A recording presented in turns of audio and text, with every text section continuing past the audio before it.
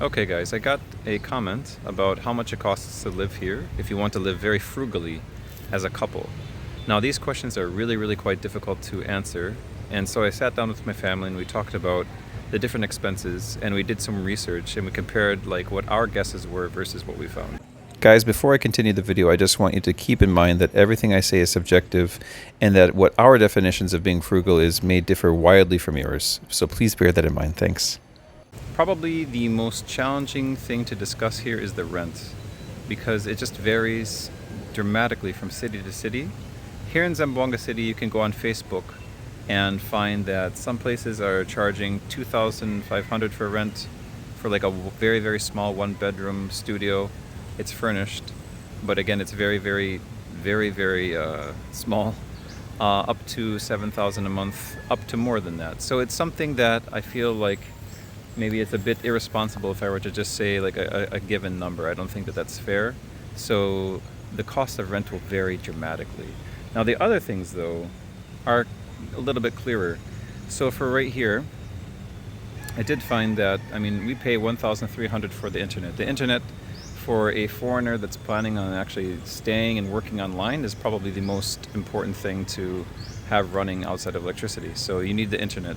The internet's again, yeah, $1,299 or $1,300 a month through the company called PLDT, and that's for your basic internet setup.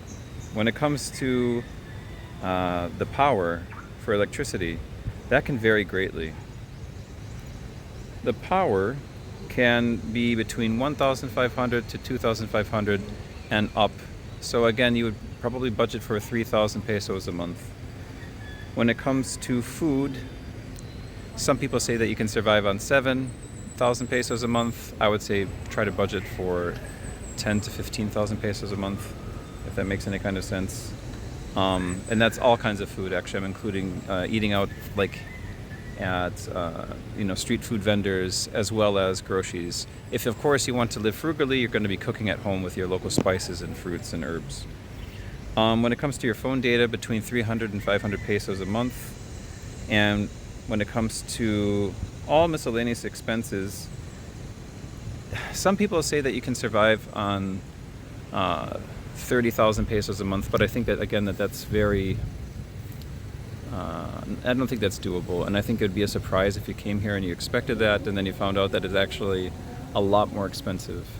So all in all, I guess this might end up being a very short video, but all in all, I would say that your expenses can probably be covered if you're making about $800 to $900 a month. If you're making about $800 to $900 a month, you should be a-okay. If you're making less than $800 to $900 a month, you might be pushing the limits. Again, now, as you can hear maybe the call to prayer in the background, I live in, I'm a Muslim person, so a lot of the things that people do maybe partake in, like tourists and stuff, I actually don't do. So I'm not drinking, I don't go out partying and those types of things. And those are things that you have to take into consideration. So like the lifestyle that my family and I live is a lot more, I guess, kind of quiet.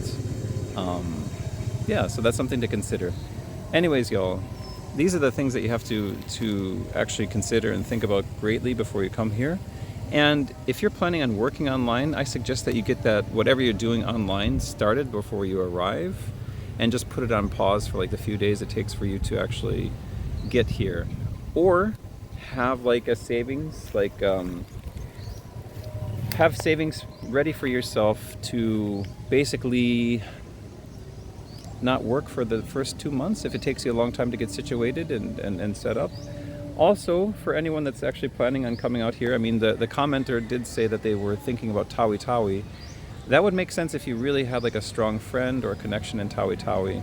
If you don't have a friend or a connection to that place, I don't think it's actually possible to rent there. This is based off of what I know about Tawi Tawi. It's just more for local families.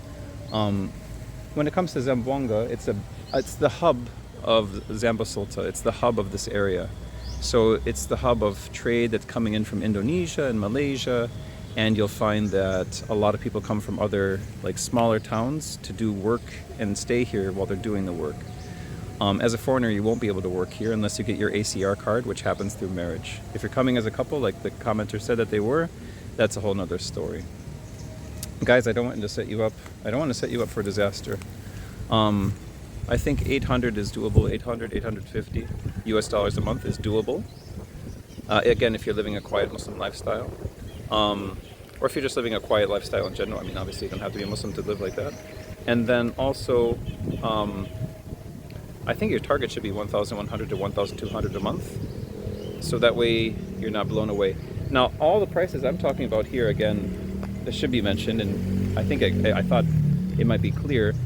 It's not for Manila. This is not for Manila or for the Metro Manila area. I live in Mindanao, in Zamboanga City. It's a completely different environment than Manila. It's a much more down-to-earth place. Cebu also, I think, I'm not sure about that. You'd have to watch other channels to find out about that. I could put links in the description for those.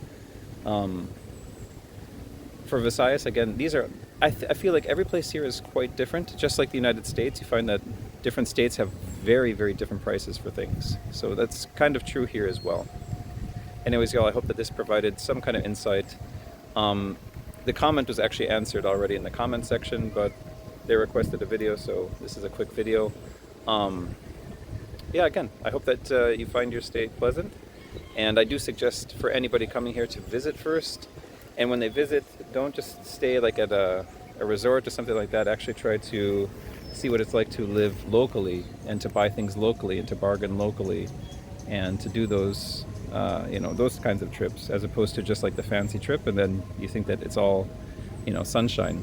It's there are a lot of challenges that happen. So another tip I would actually like to mention, that if you're planning on being here long term, I think that it's important that you find a place near wherever your daughter or son is going to school. I think being in close proximity to school will be really, really helpful. You can always arrive in case of emergency. You can cut down on gas costs, and those are definitely a lot of it's a lot of stress that you don't have to worry about because it'll be taken care of by living close to a school. So that's something to also take into consideration. Anyways, y'all, I hope that this video is insightful, and I hope that you did get some benefit from it. If not, I apologize. Now, you'll also find, I guess, one word of caution. You find a lot of expats that are living here that actually suffer from like the virus of classism, and they think that you need to be making like $2,000 or $3,000 a month to live here. I mean, that's basically true of living in the United States. You should be making about $3,000 to $5,000 a month if you want to live normally there, right? So people like that, I feel like they're tending to exaggerate for the sake of clout or to show off or to, like, I don't know, stroke their egos. So it's really quite challenging to get the right amount of information. But again, if you can make between 800 and 1,200 a month, I don't think that you'll be taken quite as off guard. And you find a lot of things here too are also micro-packed, and that things come in smaller cases. It's of course more advantageous to buy in bulk than it would be to buy little things here and there, but that's typically how they're sold. And I think that it's just easier for people who are making a little bit each day to live that way, as opposed to having to save up for it. Okay guys, that's all. I hope they enjoyed the video. Take care, and I'll see you again for another one. Bye-bye.